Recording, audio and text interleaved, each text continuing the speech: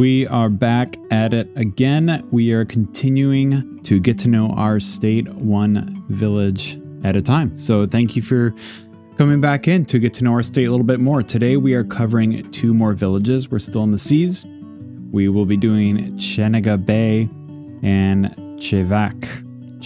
I actually looked up how to pronounce these, and according to the internet, that is how you pronounce, especially Chevak, because my memory says it was different when I was there and they explained to me how to pronounce it. It's one of those things where they're really particular in how it's pronounced, and I just always got it wrong. But according to the internet, it is Chevak, so we're going to go with that. But we start today with Chenega Bay. Chenega Bay was fun to research because when I first looked it up, I like to look it on Google Maps, Google Earth, and just check it out. And I noticed that Chenega Bay is not on Chenega Island, and it's not in Chenega Bay. And so I had to find out why. And that's kind of where my Chenega Bay journey started. But Chenega Bay is located in Sawmill Bay on Evans Island. So why does this village bear the name Chenega Bay if it's not even in Chenega Bay? Well, that is part of the story of this village, which we will get into, and it makes it very interesting. It is located on the edge of Prince William Sound in that area. It lies in an area of stunning beauty. I have spent some time eyeballing this area for quite a while because I would really like to fly over there. There are some YouTube videos of other pilots flying around this area, and it is unbelievably beautiful. And I'd like to get over there myself. And I'm hoping to this summer. Since I've been in Alaska, I haven't spent enough time playing. And so I'm making some plans to play a little bit this summer to squeeze it into my very busy summer plans, but I'd like to do that. This was an area that Captain Cook explored as he was searching for the Northwest Passage. I just finished a book about that. He thought it may have been the Northwest Passage going up into Prince William Sound, but it turns out it wasn't, and he moved on. And he did say some interesting things about the people in this area too. And I'd like to do, one of these days when I finally get to it, an episode on that. So there's this cluster of islands on the outskirts of Prince William Sound. And this cluster of islands is just full of nooks and crannies and bays and beautiful little areas and these tall mountains, these islands like shooting out of the ocean. Just want to go in there and get lost in it, camp and fish, and just kind of bring my favorite book, have a cup of coffee on some, sandbar somewhere. Just stunning beauty over here. So Chenega Bay is on one of those islands called Evans Island. And it's tucked away in one of those little nooks. So beautiful, beautiful area. It does look like this place was cut out by ancient glaciers. I know what glaciated land looks like. It turns out to be some of my favorite places, growing up in northern Wisconsin and the Boundary Waters. You can tell this land was carved out by glaciers, and that's what the Great Lakes are. I grew up around Lake Michigan, and the other Great Lakes over there were all carved out by ancient glaciers. And it looks like this area is the same around Prince William Sound, all of Alaska really, but you can tell that it's been carved out, and it just creates this beautiful, beautiful area.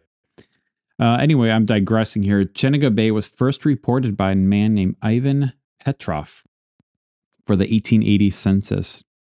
He named it as Alutiiq village, and the people there were called the Chenega people. And that word Chenega means beneath the mountain.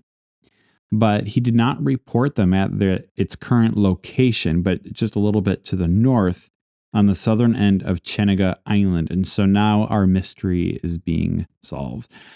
Chenega Island is the original location of this village, and it has since moved, which we will talk about why. It appears to have been a fishing village up until the Russians arrived in the late 18th century. The 1880 census reports 80 residents in the of Chenega Bay. From 1890 to 1900, the village bore the name Ingamacha, and I'm not sure what that meant. I wasn't able to find that, but that's what it was. Presumably the native name. But then it became Chenega in the year 1900 in that census. And the 2020 census reports 59 residents, very lucky residents to live in this stunningly beautiful place. The vast majority of the residents are Native American. So I naturally wanted to know, who was this guy, Ivan Petroff, who first mentions this place. And it was kind of fun to research because Ivan Petroff turns out to be a huge liar, kind of a scumbag. It was said of him, quote, he holds the distinction probably telling more lies about Alaska that were believed for more years than any other person in history. So there you go. Our buddy Ivan was a liar. He was a Russian-born, but served in the U.S. Army as a translator. Many of his documents that he produced for the Army turned out to be forgeries, and many of his tales of adventuring around Alaska are suspected to be false. Despite all this, he did explore much of this area, and he created maps for the census, which apparently were found to be pretty reliable. So there you go. There's our buddy Ivan, who kind of was the first outsider to find Chenega Bay. Now, the village received its first post office in 1946, and then on March 27th, 1964, the Good Friday earthquake hit Alaska. This was a massive earthquake. A tsunami killed 23 of the 68 residents of the village, a complete disaster. The earthquake killed 139 people, 23 from Chenega alone. Now, other sources that I found said 26 were killed. I found another one that said 28, but still it was something like that. The 9.2 or 9.3 earthquake was the largest ever recorded in North America and the second largest in the world. For comparison, the recent earthquake in Thailand was a 7.7. Now, I think that one is going to kill quite a few more people, tragically, because it was in such an urban place. Fortunately, in Alaska, it was more rural, but still huge damage. And the entire village of Chenega was wiped out by a tsunami. The tsunami was 27 feet high that hit Chenega. The survivors survived by outrunning the wave by scrambling up to higher ground. And this, to me, just sounds like we need a disaster movie based on this.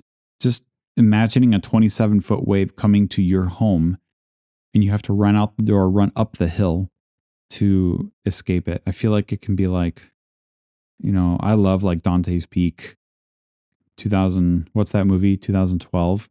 I just love disaster movies. I think this can be like a real life disaster movie.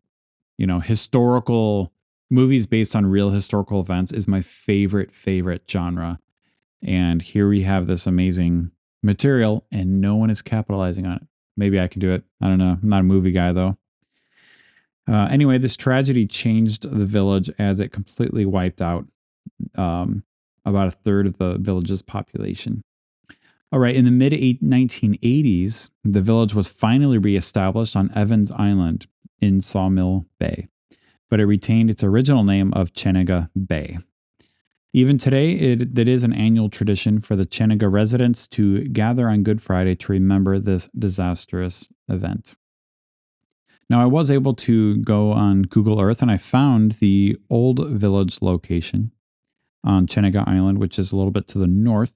And you can see there are some buildings there. They look pretty modern, so it's like someone has built a home there at the old site, so that is pretty neat.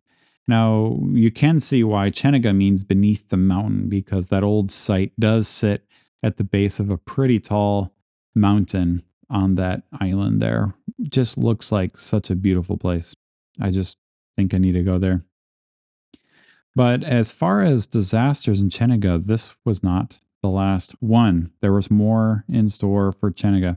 In 1989, the Exxon Valdez oil tanker hit a reef in Prince William Sound, and it spilled 10.8 million gallons of oil into the sound. Now, even today, they say there is still oil on the sandy beaches in the area, but it does seem like the area is recovering. This was a massive disaster. The only disaster that spilled more oil was I'm forgetting the name of it now. The one they made a movie on it from Mark Wahlberg. Man, I'm blanking on the name of it. Well, it was the second most oil ever spilt in an oil disaster was this Exxon Valdez oil tanker one in 1989. And because Chenega relies very much on fishing, this devastated the village economically. So they had to go through that. There is a church in Chenega Bay called the Nativity of the Theotokos. I don't know if I pronounced that right. Theotokos. I wanted to say it was Theotokos, but that sounded like taco. So I'm going with Theotokos. And I don't want to say it irreverently. The Nativity of the Theotokos. It was founded in 1986, and the building is just beautiful. It's this little church building, just lovely. You know, and I was just talking with someone about this recently, that one thing that Protestants have not done well is making beautiful architecture. And but this little church is an Orthodox church, and it has blue trim. It's got kind of the Orthodox dome on the top. It's just a beautiful little building. Now, the name Nativity of Theotokos means God bearer or Mother of God, and this refers to the birth of Mary. On September 8th every year, the Orthodox Church celebrates the birth of Mary for her role in the salvation of humanity. Now, this is a little bit of a side note, but I did go down this little path a little bit. Mary's birth is not recorded in the Gospels. However, the Orthodox Church puts a lot of emphasis on what they call holy tradition as a source of historical truth. So generally, Protestants don't treat tradition this way. They don't treat tradition as a source of historical truth. Protestants lean very much into the authority of Scripture is what they emphasize. But in the Orthodox Church, they have a high regard and they consider church tradition as a source of historical truths. So, and this is one of those about the birth of Mary. So Orthodoxy differs with Catholicism in that in the Orthodox Church, they don't believe that Mary was immaculately conceived. So that is a difference between Orthodoxy and Catholicism that I actually didn't know until just now. That was interesting. So anyways, the Orthodox Church is spread quite prominently throughout Alaska, and Chenega Bay is one of those places. In fact, this was an interesting little thing that I found, that a group called the National Research Council says that Chenega Bay is one of the most unaffected places by Protestant missions. And so the Orthodox Church is most prominent there. Okay, let's talk about Chevak. Chevak. That's the pronunciation I'm going with, even though my memory is telling me it was Chevak, but we're going with Chevak.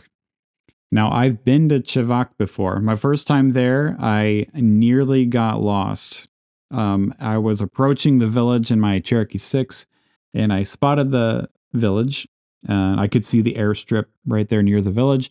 And so I entered into a downwind, and I made my radio calls. And then I noticed there were big, huge X's on the runway. And I thought, oh, I guess we can't land in Chevak. And I was planning on landing there. But then I heard another plane on the radio announce that it was taking off from Chevak. So I was like, but I didn't see an airplane. So I was really confused. And I finally clicked that I was over the wrong runway. It was an old runway, and they had built a new one just outside of town.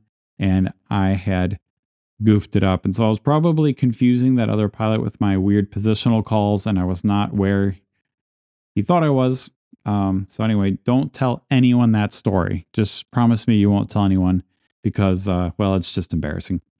All right, so Chevak lies on the Yukon-Kuskokwim Delta area. It's just 17 miles inland from the coast by Hooper Bay. Chevak used to be 9 miles east of Hooper Bay, but it was moved in 1948 because of severe flooding in the area, as the old site had an elevation of just 7 feet. Isn't that amazing? This whole area, the land is so low, their elevation is 7 feet above sea level. You know, it's that whole like global warming thing and rising sea levels. I feel like with how alarming they are, this place should be already underwater. Well, I guess they had to move because of flooding, but it wasn't ocean water. It was just tundra water coming up. All right. The name Chevak means a connecting slough or a cut through channel. So presumably the old site probably had a slough that connected to more open waters. And so that's what they named it. That's just a guess though. According to another source, Chevak has had moved twice in its history. So what is now Chevak used to be the village of Old Chevak, and what is Old Chevak used to be the village of Kashunak. Now, I don't know if I can unravel that accurately, but that's something that I read, that they kind of were swapping sites. All right, as of 2020, Chevak has 938 residents, so it is a bit larger than most of the villages we've covered so far. They say there are 3 languages in Chevak: English, Yupik, and a mixture of the two. So those are the 3 languages. Yupik is a dialect of Yupik, and sure enough, the folks I flew in and out of there, were speaking Yupik with one another. So certainly it must have been fun for them that they could make fun of their pilot without me understanding what was being said. Chevak is almost a completely native village. I think it was 90% native. Just a few outsiders living there. The village has a community hall, radio station, 3 stores, a church, clinic, public safety building, and 2 restaurants. It seems like they have really good services there, such as sewage and water. They have wind turbines and a diesel generators for power, as they have cell phone service there. It's not too bad for being way out in the middle of the tundra. This is a very remote place, but they have pretty good services, so that's great. In 2021, there was a fire at the school. The school was shut down at the time for renovations, but 2 people went missing at the time of the fire, and the troopers launched an investigation which did not seem to lead anywhere, so they don't know what happened. I suppose this implies maybe arson happened, but I don't really know. Apparently they don't know either, but their school burned down in 2021. Now there is a church in Chevak. It is called the Sacred Heart Catholic Church, which is a very notably blue building. It was so blue, in fact, it reminds me of a joke my wife and I do. So when we see, we used to live in Mexico, and in Mexico, they make their buildings and homes in very vibrant colors because they're vibrant people. And we would joke that, if you see a blue house, it's not just blue, it's blue. You have to yell it. And so this Catholic church is blue like that. Very, very blue building. So according to this, back when Chevak was called Kashunak, the Catholic Church was the first to arrive in the village in 1899. And since then, Catholicism has remained dominant in that place since. Looks like there has been a group called Young Life that had some work there for a while. And there's some followers of a guy named William Brannan. He was a controversial Pentecostal leader and those followers did some work there also. It also looks like some Bible studies were done there by a youth pastor from Hooper Bay. So when I was in and out of there was this band that many of the members are from Chevak, and they were like a native worship band who played for events at Keiko Retreat Center. And it was lovely. If you ever want to see some really good, sincere worship, just let native people play music in their own way. And that was these guys from Chevak who played. It was just really delightful to listen to. All right, so that is all I have for Chenega Bay and Chevak, Alaska. Next week, we will be covering Chickaloon and Chignik.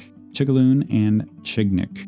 Chickaloon's kind of near me, and I've been through there before. Chignik, I have not been to, so looking forward to hitting the next 2 villages as we get to know our state one village at a time. Thank you guys for tuning in. We'll see you again soon.